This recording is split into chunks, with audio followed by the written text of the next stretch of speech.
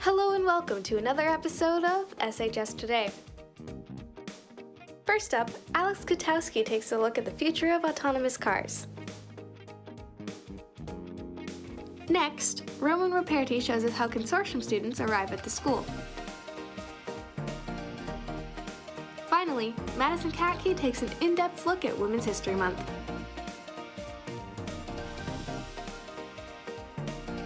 All this and more in this week's edition of SHS Today.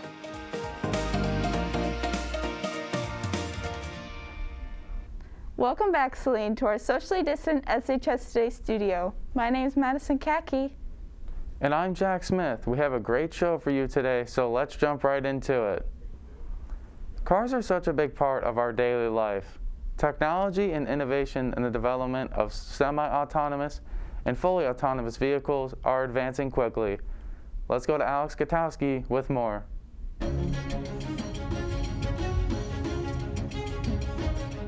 We have been using cars for a long time. When Henry Ford first made the Model T in 1893, nothing could have prepared him for what is coming up. Companies are starting work on autonomous vehicles. Companies like Tesla already have semi-autonomous vehicles, but fully autonomous vehicles are right around the corner. That's where the American Center for Mobility, or ACM, comes in.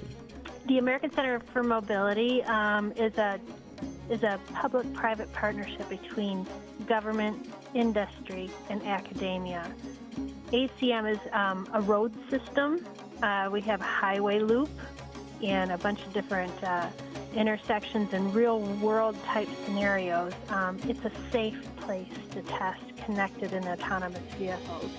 In addition to testing autonomous vehicles, ACM is also working on a few projects around Southeast Michigan. If you're aware of the CAVNU project that's going to create a dedicated autonomous vehicle lane from Ann Arbor to Detroit, ACM is going to be the sort of test bed. So a lot of the things we're doing, we're innovating. Literally, it's like MacGyver stuff. We're trying to figure out how to do things or what makes good sense or what's the safest scenario. Detroit is already known as the Motor City, but maybe in the future will be called the Autonomous City. Reporting for SHS Today, I'm Alex Katke. Back to you in the studio. It looks like the future of automotive technology is starting to come into focus. Thanks, Alex. Saline's counselors and social workers have made a mental health calendar for March. Even though it is nearing the end of the month, it includes videos, mindful tips, and much more. Make sure to check it out on Saline School's Twitter account. This class, along with many others, is a part of the South and West Washtenaw Consortium. Many students come to Saline from 6 different schools across Washtenaw County. But how do they get here? We go to Roman Reperti for more. Hundreds of students, me included, come to Saline every day to participate in the consortium program, where we get to come to Saline for an hour and take classes we wouldn't be able to take in our schools. Today I want to show you what it's like to come to Saline and get some views from other students who also come to Saline from other schools. My friend Jack Smith and I both go to the Video News Production Consortium. I'm from Dexter and he's from Chelsea. We both wake up in the morning around 7:30, shower and get dressed, drive to our schools, and get on the bus to Saline. It's about a 30 to 45 minute bus ride. It's a little fun. It's like a field trip every other day. At around 8:40, we arrive at Saline High School and we are ready to start preparations for the next SHS Today show. But Jack and I aren't the only ones that come from other schools. I decided to speak to students in the consortium program from other schools to ask about their consortium. My name's Nathan Brown. I'm in 12th grade and I go to Milan High School. My name is Luis Carvalho. I go to Chelsea High School and I'm a senior. I do automotive. I do virtual imaging technology, VIT. I took graphic design classes when I was, my sophomore year. And so the more I did it, I liked it. And so I was like, maybe I want to do this as a job. So this program gives me a good opportunity to do hands-on things in the industry.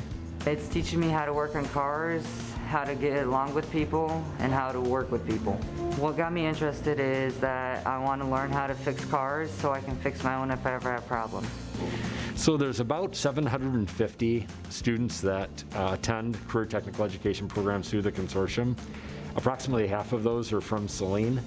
This is Dr. Ryan Rowe, Director of the SWWC Consortium Program. He manages all the 22 programs that are available to consortium students. So while the majority of the programs are housed here at Saline High School to provide greater access for all 6 of the consortium districts, 3 of the programs do reside outside of Saline High School. Thank you for the time, Dr. Rowe. Hopefully you'll understand what it's like for the over 750 students who come from 6 different schools to the 22 programs available at Saline. With SHS Today, I'm Roman Roperti. Back to you at the studio. Thanks, Roman. If you want to find out more about the consortium, look for the SWWC website under the Saline Schools tab at salineschools.org. If you're planning on going somewhere over spring break, make sure to follow health guidelines, wear a mask, stay 6 feet apart, stay safe, and have fun. Classes will resume to a full Monday through Thursday schedule when we return from spring break on Monday, April 5th.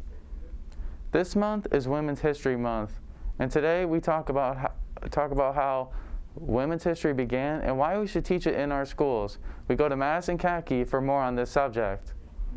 Women's History Month takes place all throughout March. This holiday highlights women's cultures, achievements they've made, and so much more. However, people haven't been properly educated on the many things women have done for our society. So, I talked more with Ms. Panzika, a teacher here at Saline, on this important topic. Women's History Month is a celebration of the achievements of women, and it also helps bring a lot of focus and attention to some different issues, such as gender equality, women's rights, and then also violence against women. However, this month-long holiday is relatively new. In 1978, an educational task force in Santa Rosa, California, planned and executed a week-long celebration in March for women. And in 1980, President Jimmy Carter made the week official. However, due to many pushes by Congress, this week-long holiday was made Women's History Month in 1987. Sadly, this historic month isn't talked about much in our school curriculum and is only ever briefly mentioned outside of school. From a teacher's perspective, sometimes it can be a little difficult to find lessons that specifically relate to different celebrations and events. History teaches so much about men and what they've achieved, but never really talks about women and the astounding things that they've done for our world. Hopefully schools can start teaching students on this impactful topic. My name's Madison Katke. See you back in the studio. Women's History Month is an important celebration of the achievements of women around the world.